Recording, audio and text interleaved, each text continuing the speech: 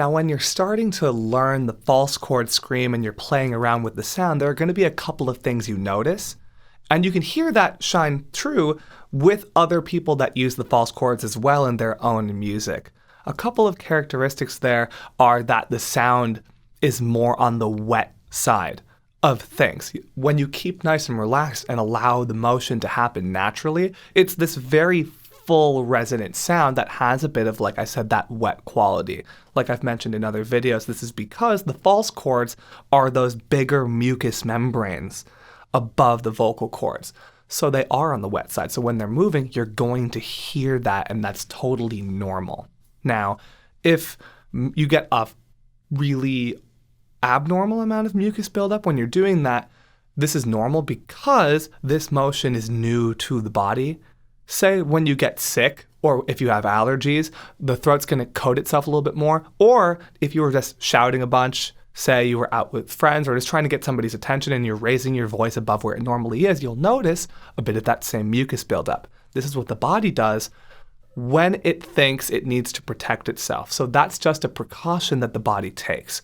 When we're going through these new types of motions, it's going to do the same thing. The more often you practice and the more stability you train in consistency with practice, you'll be able to get that amount of mucus buildup to eventually reduce. And it will be the standard amount because there's never going to be just none, considering what's moving here. Now, because it's that bigger movement and these are the superior folds, whereas the vocal cords are known as like the smaller ones, the more inferior ones, because they're structured similarly and stacked on top of each other, we get a lot of collision points. We get a lot of connection in the false chords. And because of that, we get a lot of overtones, and those overtones are very prevalent.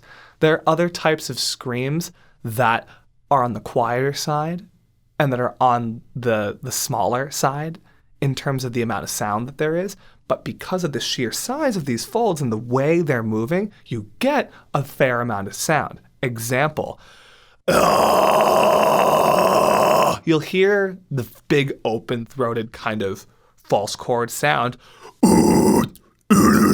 in more straight death metal sound. That's kind of where a lot of that sort of thing got its start. You can still find it in lots of modern music today, but you can hear it. You can hear very good and very clear examples there in the death metal world of things. And it's that kind of wall of sound that hits you because there's just so much movement.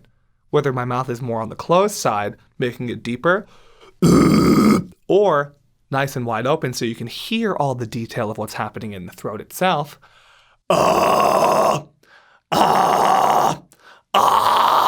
You can hear the amount of movement there is and the amount of deeper, fuller overtones.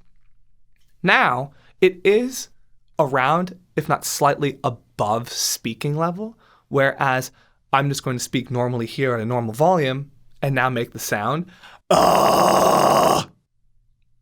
It's louder, but it's not like I'm purposefully pushing to try and shout the sound out. These are not the same thing, like I always say. None of this stuff should feel like actual screaming or shouting. It's more so just about balance.